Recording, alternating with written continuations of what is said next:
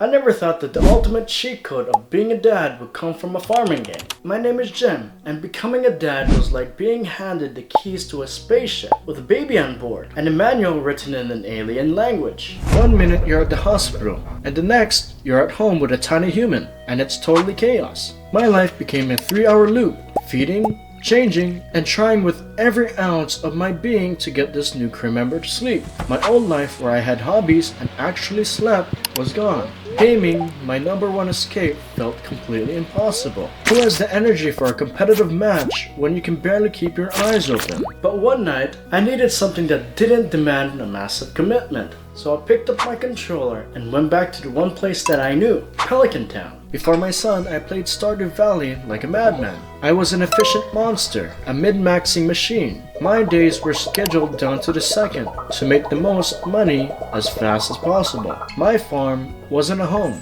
It was an engine built for one thing, winning. Then my son was born, and my time was no longer mine. Trying to play Stardew Valley the old way was impossible and just made me feel frustrated. I'd have a massive goal for the day. Plant 100 crops, hit the mines, and then the baby would cry. Pause the game, change diapers, rock him to sleep. I'd come back and half the in-game day was gone. My farm was a disaster. Weeds everywhere, crops dying. I was failing. But then, something clicked. It was 3 AM and my son was asleep on my chest. I couldn't do everything. I couldn't water my crops or make it to the mines. And in that moment, I gave up on my own progress. Instead, I started focusing on helping others. I wasn't just planting melons for money. I was planting them to rebuild the community center for everyone. I wasn't just chopping wood for my upgrades. I was gathering it to repair a bridge for the town. The joy wasn't in my to-do list. It was in taking care of things. My gaming time was broken into tiny 5-minute chunks, but I stopped seeing the interruptions as a problem. They were the entire point. Stardew Valley taught me to find joy in putting someone else first. When I put my son's needs first before my need for a productive gaming session, the return wasn't a one-time reward. It was a continuous harvest of joy. The return on investment wasn't in-game gold, it was a crazy amount of love. Once I found this new way to play, another layer of Stardew Valley clicked. This game isn't just about farming, it's about people. Every person in Pelican Town has things they love and hate. It's not about huge gestures. It's about remembering Penny loves poppies or Elliot loves wine.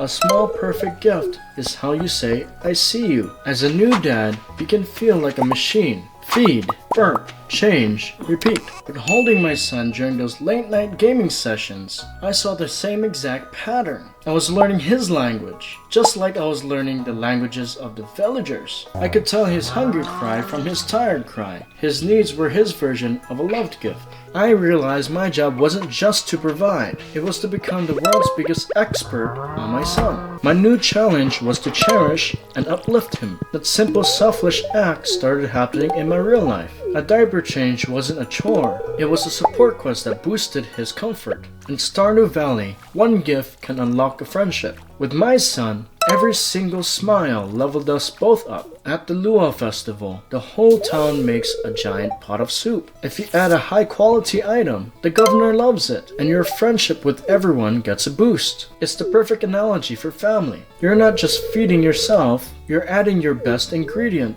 to a pot of love that nourishes everyone. I look down at my sleeping son and realize this is how you build a family. Being a new parent comes with insane pressure. Pressure from books, from others, and from yourself. And it feels like any mistake is a catastrophe. Stardew Valley was my escape from that pressure. The game is like a kindly grandparent. It doesn't get mad at you if you mess up. It's just happy you're there. If you pass out from exhaustion, you lose a little money, but the next day, the sun rises again. It rewards effort, not a flawless victory. You see this during the festivals. Many aren't about winning at all. Take the dance of the moonlight jellies. You just stand on the beach with the whole town and watch glowing jellyfish float by. You can't catch them. There are no points. The only goal is to be there and see something incredible with everyone else. Playing the festival with my son on my lap, the lesson hit me. The ultimate challenge of being a dad wasn't being perfect. It was just being there. The best moments weren't the big milestones I was stressing about. They were the quiet moments in between. His head on my chin,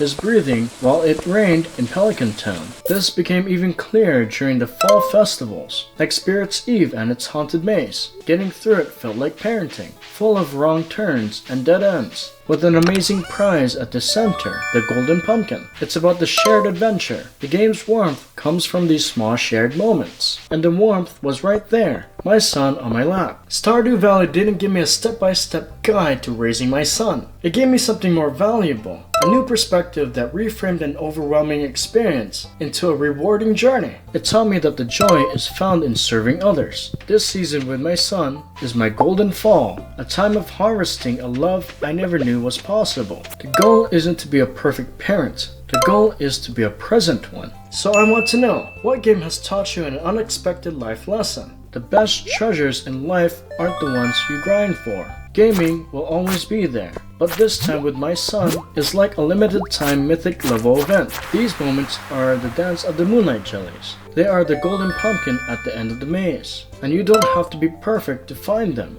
You just have to be there.